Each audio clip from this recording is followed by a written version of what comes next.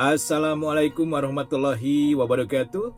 Sampurasun kanggo kasadayana baraya Satya dongeng Sunda di mana wae ayana wilujeng tepang di sasarengan ngalangkungan channel kamumet urang sadaya Megas Pasundan.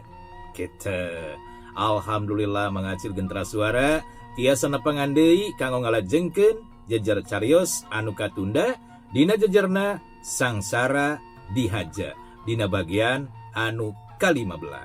Ieu carios hasil karangan U Suhendar. Kumaha ieu wartosna dina wangkit ayeuna nya? Mudah-mudahan nuju kaleresan, sararehat, sehat lahir, sehat batin. Tanya anu dipiharep siang wengina ieu ati sehat. Sakomo disarenganku sehat fisik, sehat pasek, sehat oge pesak kitu.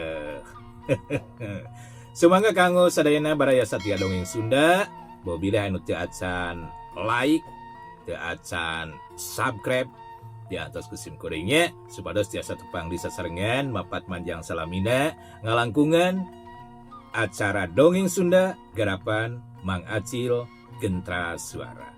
Sora kanggo sadayana sangsara dihaja bagian ke-15 hasil karangan U Suhendar. Kaparayun.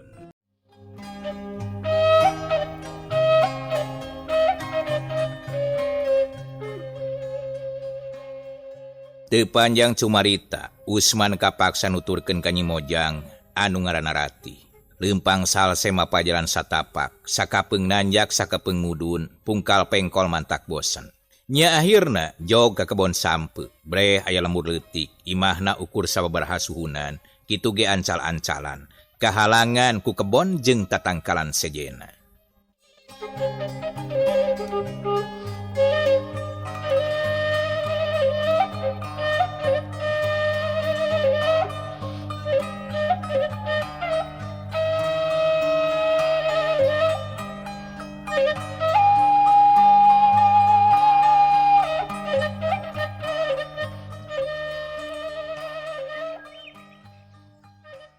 Tah di dieu lemur teh Kak. Bari nunjuk ka lembur. Lemur naon disebatna? Cek Usman. Ieu teh anu katelah nama Ciwaluya.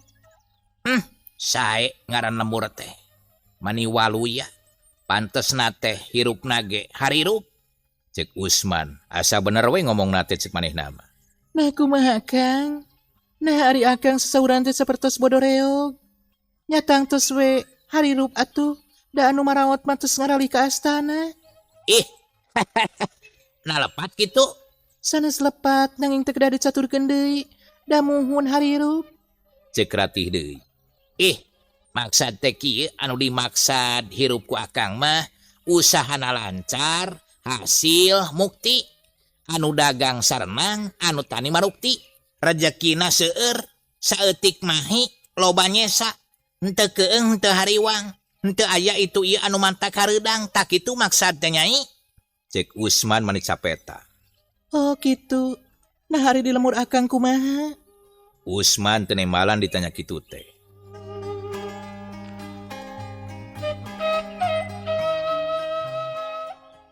Nah kalau Kang ngahuleng. Oh, engke bae di bumi atuh. Ayeuna mah asa teu puguh. Anu mana bumi teh? Usman kalah kamengkolkeun obrolan, da sieun ka tutuluya. Mangga atuh. Tuh anu tengah rompok abdi mah. Aki ge aya jiga nama da teu ka mamana. Hayu atuh Kak. Mangga, sok Rati ti payun. Tuluy laleumpang deui muruka hiji imah anu dituduhkeun ku Rati. Tekung silila geus tepi, kasampak teh aya hiji kolot, sirahna make kopeah bodas. Diuk bari ngarautan awi, teuing arek nyieun naon.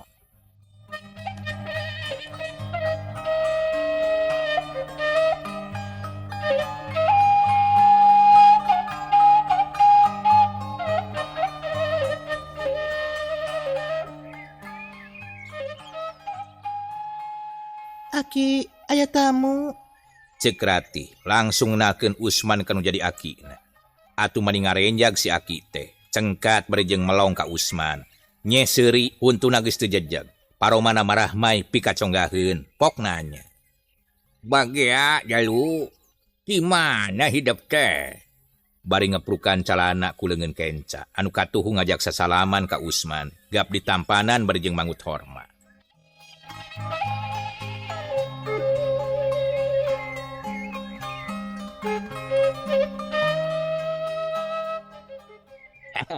Damang Aki berkah Ujang keur sehat Aki teh sok atuh kadinya ka jero Aki teh rek kukumah heula ieu.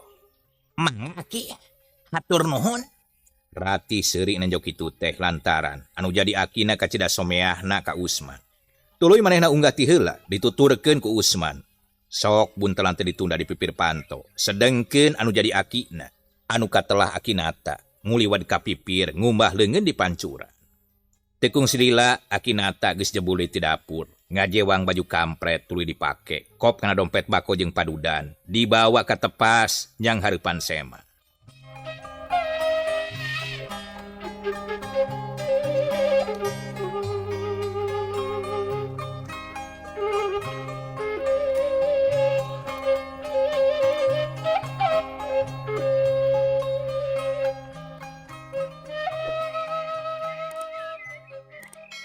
Nyoko cai atuh nyai jeung cau deui pan aya tah karek meunang ngalak tadi kitu ceuk akinata ka incuna. Bade ieu oge. Tembal Rati teu dicitah ge geus hideng dah hayang ngahormat ka Sema kajajaka anu geus nulungan ka manehna. Sabot Rati nyayagikeun susuguh pok akinata teh nanya ka Usman.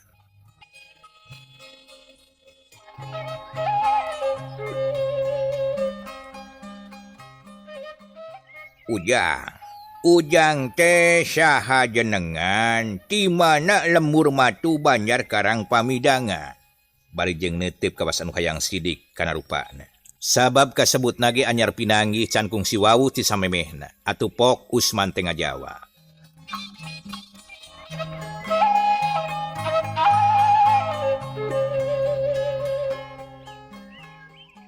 Wasta abdi pun Usman kawit mah ti lemur Cidulang. Allah. Geuningan jauh. Dupi maksad. Bade ngalalana. Ngajajah milangan kori. Milarian luang sareng pangalaman. Janten abdi teh tekan tenan anu dijugjug. Teu aya anu dikenal deui. Itu maksad abdi teh Aki. Cek Usman. Kaya anu dikilungan. Estu nyaritana satara basna, atur ada ngahulang akinata teh. Pokona mah ti kaharti, tapi nyebutkeun teh nu dituju kalah kajebul ka imahna. Arek naon? Kitu ceuk pikirna akinata. Pok nanya kanu sajen deui.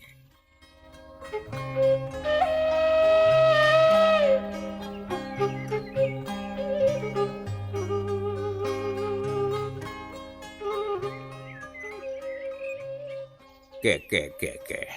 Dupi Ujang naon margina dugikeun ka dieu. Ari teu puguh anu dijugjug mah. Kade bisi kasasarnya lampah. Apan ceuk omong kolot ge ngalengkah teh kudu aya nu disejah, indi teh kudu aya nu disungsi. Lempang teh kudu aya nu diudag, lumaku kudu aya nu dijugjug. Sedengkeun Ujang mah estuning teu pararuguh. Kumaha atuh ieu teh? Memang aya sababna kitu Aki. Cek Usman. Tah. Kumaha sababna teh? Akinata beuki panasar.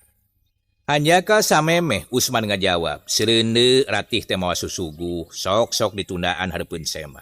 Hareupeun Akinata cai dina emmuk. Hareupeun Usman ku gelas. Geus kitu ge Rati ge milu ngariung. Memeh nyarita Akinata miheulaan.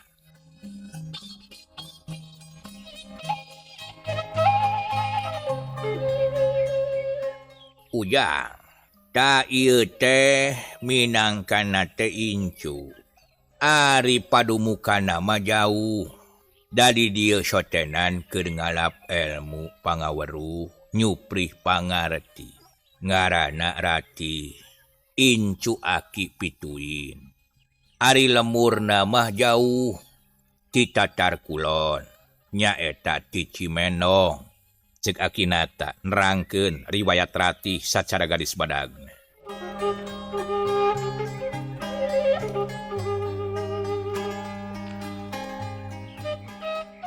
Oh, masih kene kagungan Ibu Rama, Ratih teh? Cek Usman. Ih, puguh we atuh. Iya. Da aki mah di dieu ngan sakadar katitipan kuno jadi anak. Masih keneh regreg pageuh riung mungpulu. Nya eta di Cimendo. Indungna Hasana, bapakna Toyib. Ngan di Cimendong maka telah teh Haji Toyib. Tak aki pernah anak teh ka Hasana. Jadi ka indung narati kitu tau ja.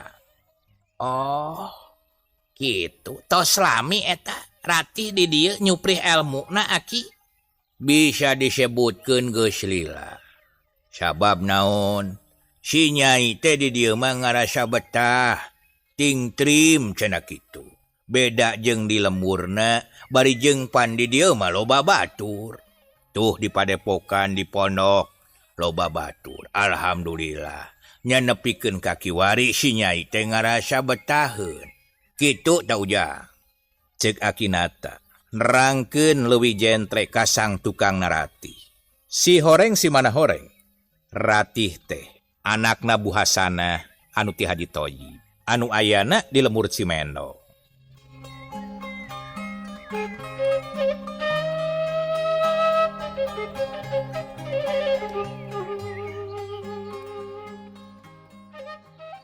Sumuhun kahartos upami kitu mah.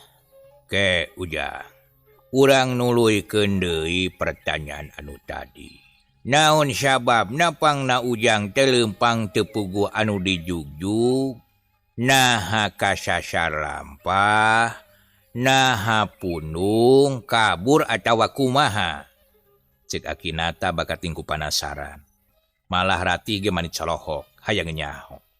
Aki, salaresna lalakon abdi teh panjang pami dicarioskeun sadaya nama.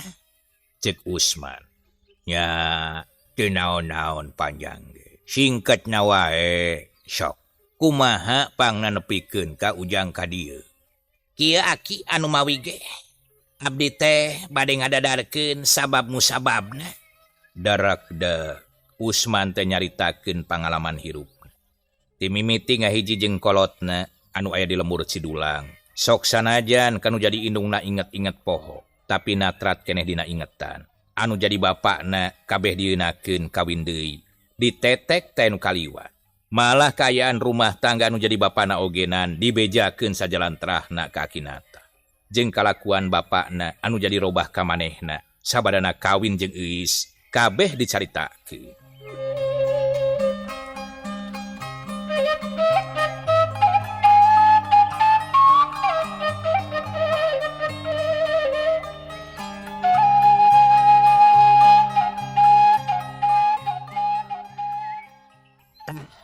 Kitu sabab nama ki. Cek Usman mungkas omonganana. Oh, kaharati atuh ari kitu mah. Wayahna bae sing sabar jeung tawakal. Ulah aral subaha ki. Keun, susuganan we tina peurih teh bakal meunang peurah. Asalkeun hidep teh sing percaya kana kakawasaan Allah anu Maha Agung. Jeung sing ikhlas dina narima naon-naon anu geus tumiba. Tah ayeuna aki teh arek nanya deui ka hidep. Naon sababna bisa tepung jeung incu aki? Naha hidep teh ngahaja neangan aki atawa kumaha? Cik caritakeun anu sajujurna. Aki teh jadi penasaran. Cek Akinata ka Usman. Usman geus narik napas, arek ngajawab sajujurna, tapi kapiheulaan ku Ratih, anu geus teu sabar hayang ngabejakeun lalakonna.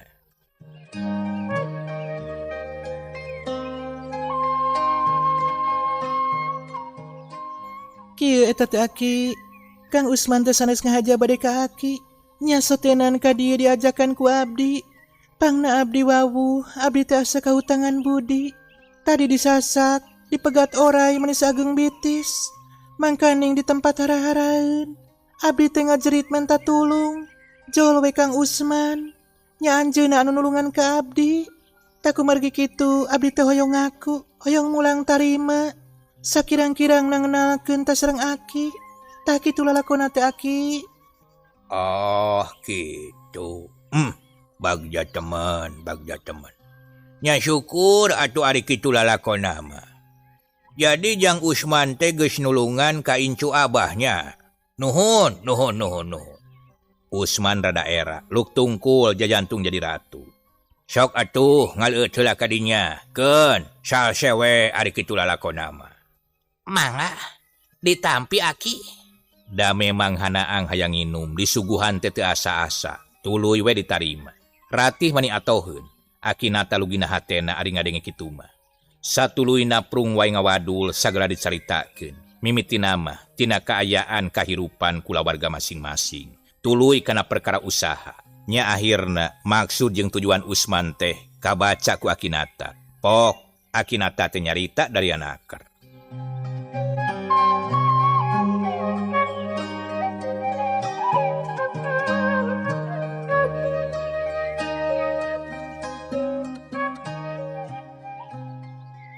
Yeuh, jalu. Ari kitu cara nama, keun ulah wakan nuluykeun perlampahan. Di dieu bae heulaanan. Ku Aki ge moal disaha-saha. Aki dahar hidap dahar. Aki boga rejeki hidap kabagean. Ngan lamun Aki boga pagawean, wayahna bantuan. Ngeunaan tujuan hidup, insyaallah. Aki terek mere saseureun sabeuneureun. Susuganan bisa nambah-nambah ilmu panemu keur pibekeleun hidup. Ka Aki ulah asa-asa. Anggap kalau corangan, mun ayana naon sinabruk-brak ulah aya nu disumput-sumput. Isuk jaganing geto, lamun aya kasusah datang ka Aki. Syakur anu kadada kaduga mah ku Aki, moal burung teu dibantuan. Tah kitu Jang Usman. Hatur nuhun ari kitu mah Aki. Abdi teh mani asa ditonjok congcot. Margi eta pisan anu dipilari ku abdi oge. Nuhun pisan kana kasayan manah Aki. Ku abdi teh diteuneun di handap-handap. Estuning disuhun dina embun-embunan. Ditungkus dina kalbu ngait merit kana ati. Sumarambah kana bayah. Sakulit sadaging sajiwa jeung abdi. Sakali deui nuhun pisan. Cek Usman dari anaker. Syukur. Dah ayeuna kieu. Ratih beresan kamar anu hareup. Hidap pindah ke kamar tukang. Jang Usman sina di dieu heula ulah waka di jurung laku. Cek Akinata ka incuna. Nya puguh Ratih teh atoheun pisan. Da kitu kahayang manehna oge. Ngan teu wasa ngedalkeunana.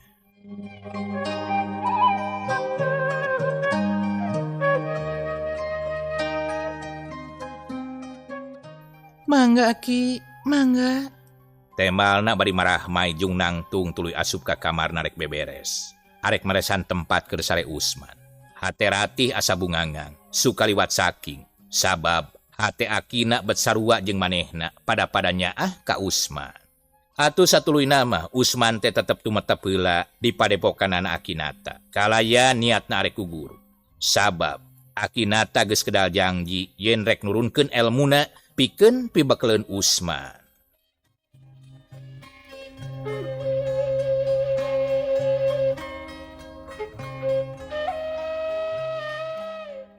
Gacaturkeun Usman, harita teh geus aya kana 3 poena. Usman, Ratih, oge Akinata sabadana ngalaksanakeun salat Isya. Tiluanana ngariung di patengahan, bari jeung uplek ngobrol ngaler ngidul.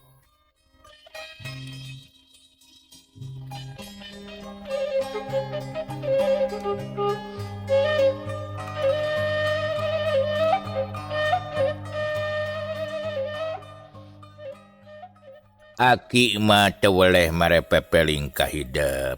Sok sanajan kaayan hidep keur dikukuntit ku kasedih diudag-udag ku kasusah. Sing apik ngajaga diri anu pangberatna mah ngajaga leta. Kade ulah gagabah nyarita. Bisi mantak mamala kana awak. Sabab caritaan mah leuwih seukeut batan gobang. Anu mantak, pikeun ngajaga kasalametan teh anu pang utama mah ngajaga leta heula. Anu kaduana sing alus patekada. Sabab kajeun sakumaha bunina hiji tekad, boh anu hade atawa anu gorengna akhirna mah sok kabaca oge ku batur. Lantaran sok kanyahoan tina ucap jeung lampahna. Tah sakumaha anu kabandungan ku hidap meureunan, sarengkak saparipolahna anu jadi indung tere kumaha kahidap. Anu saterusna oma cing apik dina lumampah. Ulah gagabah jeung ulah sologoto. Ulah rasa maneh wani. Sabab kawani teh aya kalana mantak cilaka. Lamun teu dibarengan ku ati-ati. Ari sabab kahirupan manusia teh rupa-rupa jeung Usman. Unggal tempat teh sok aya bae kaanehanana. Sok loba adat kabiasaan anu beda jeung kabiasaan urang. Tah palebah dieu urang teh kudu asak tinimbangan. Kudu bisa pindah cai jeung pindah tampian. Kudu bisa lolondokan sangkan saluyu jeung adat urang dinya. Sabab lamun urang beda adat jeung tingkah laku biasana mah sok nimbulkeun bibit pacengkadan. Anu akhirna mantak ngajadikeun papaseaan. Kaharti ku hidap atawa henteu. Ceuk Akinata bari neuteup ka Usman.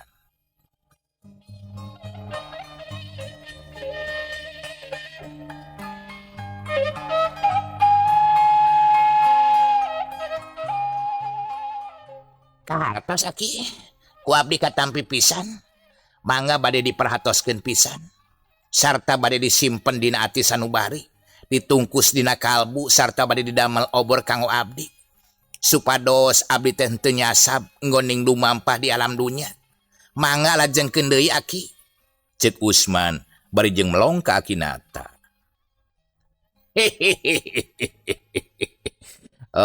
Syukur anak king syukur. Aki teh moal gaplah mamatahan kahidap teh. Sok bandungan deui. Aki teh rek mere deui pibekeleun kahidap.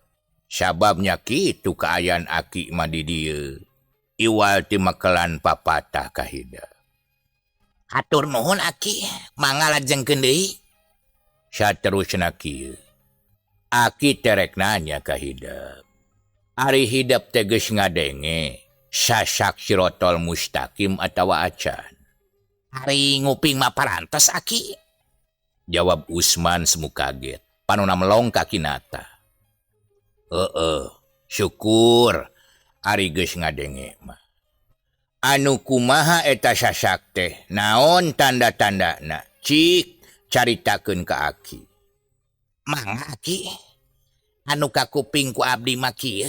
Eta sasak teh langkung alit batan rambut, langkung seukeut batan gobang, sarta dihandapeun eta sasak teh ngabebela ta seuneu naraka anu teu pareum-pareum.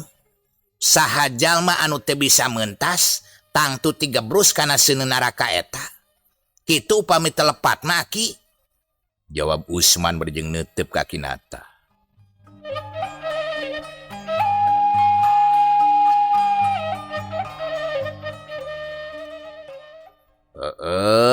Syukur ari geus nyaho mah. Tapi Aki teh can ngarasa sugema.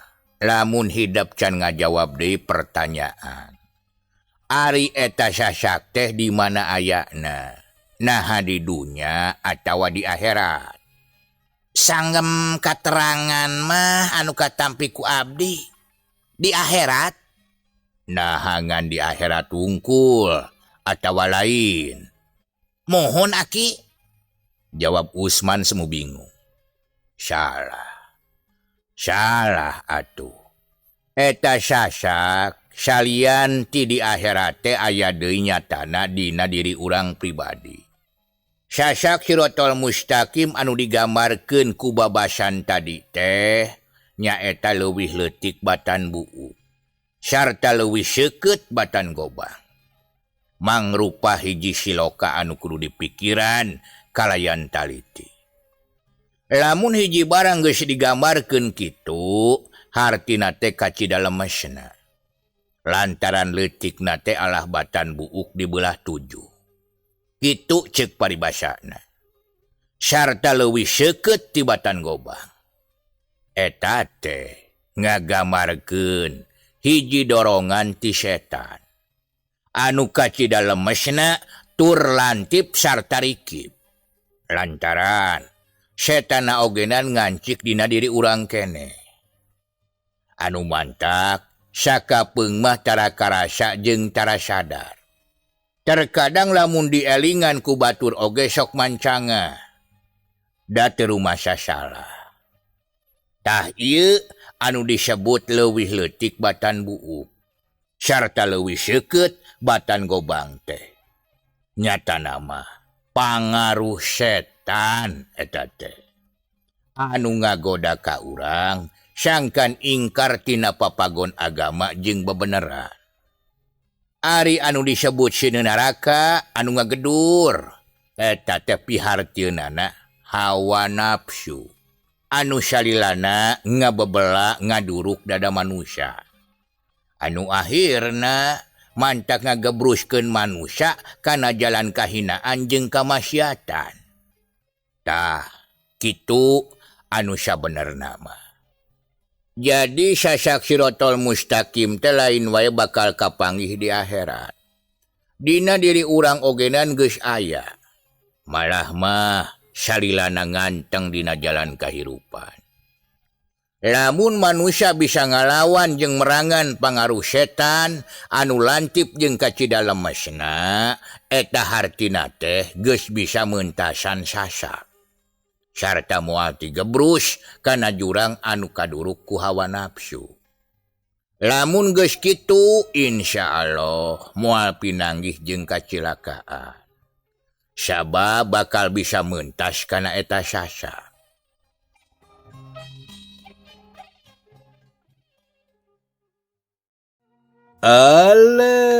Sok hanya kalpisan waktosna anu parantos nyikapan jejer carios sangsara dihaja dina bagian anu ke-15 dicekapkeun dugikeun ka dieu heula. Insyaallah Mang Acil Gentera Suara baris ngalajengkeun deui dina bagian anu salajengna. Hatur nuhun, hapunten dina sanes kanten keluputan oge kakiranganana. Permios sanes sesono pamitan sanes bosenan. Dipungkas billahi taufiq. Wassalamualaikum warahmatullahi wabarakatuh.